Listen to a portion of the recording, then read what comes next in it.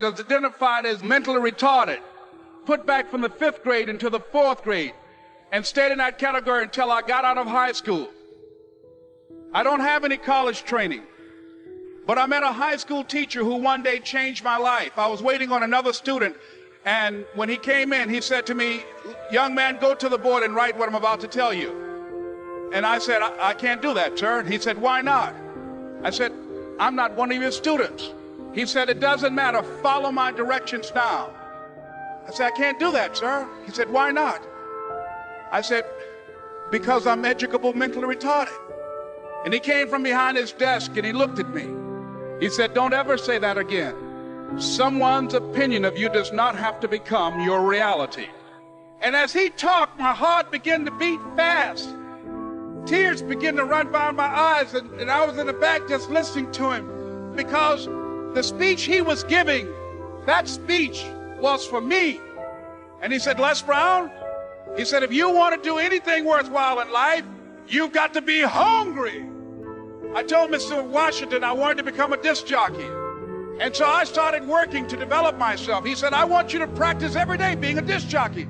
I said, "But I don't have any job now." He said, "It doesn't matter." He said that it's better to be prepared for an opportunity and not have one than to have an opportunity and not be prepared. And as I was working to develop myself, I applied for a job as a disc jockey, WMB, on Miami Beach. I went to a guy named Milton Butterball.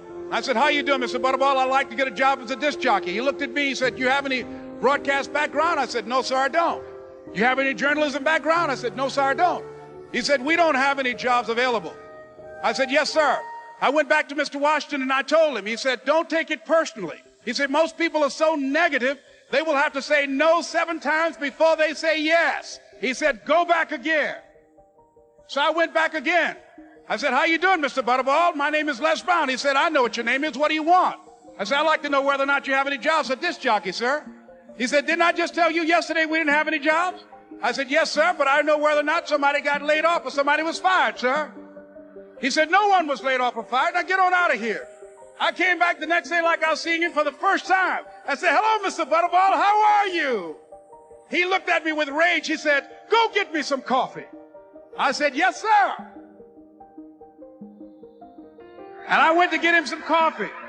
After a while, I would get their lunch and dinner, and I would go in the control rooms and take the disc jockeys their food, and I would not leave until they would ask me to leave. One Saturday afternoon, while I was at the radio station, a guy named Rock was drinking while he was on the air. I was the only one there, looking at him through the control room windows, walking back and forth, young, ready, and hungry. Pretty soon the phone rang, and it was the general manager. And I answered the phone. I said, "Hello?" He said, "Les, this is Mr. Klein." I said, "I know." He said, "Rock can't finish his program." I said, "I know." He said, "Would you call one of the other DJs in?" I said, "Yes, sir." I hung the phone up. I said, "Now he must think I'm crazy." I called my mom and my girlfriend, Cassandra. I said, "Y'all turn up the radio and come out on the front porch. I'm about to come on the air." I waited for about 20 minutes, and I called him back. I said, "Mr. Klein, I can't find nobody." He said, "Young boy, do you know how to work the controls?" I said, "Yes, sir." He said, "Go in there and don't say nothing here." I said, "Yes, sir." I couldn't wait to get behind those controls. I put on an old Stevie Wonder record called Fingertips. I sat down behind that turntable. I said, "Look out, this is me, LB Triple P. Les Brown, your platter playing papa. There were none before me, and there will be none after me. Therefore, that makes me the one and only. Young and single and love to mingle, certified, bona fide, indubitably qualified to bring you satisfaction, a whole lot of action. Look out, baby, I'm your love man." I was hungry. I was hungry. You got to be hungry. Begin to know that you have greatness within you.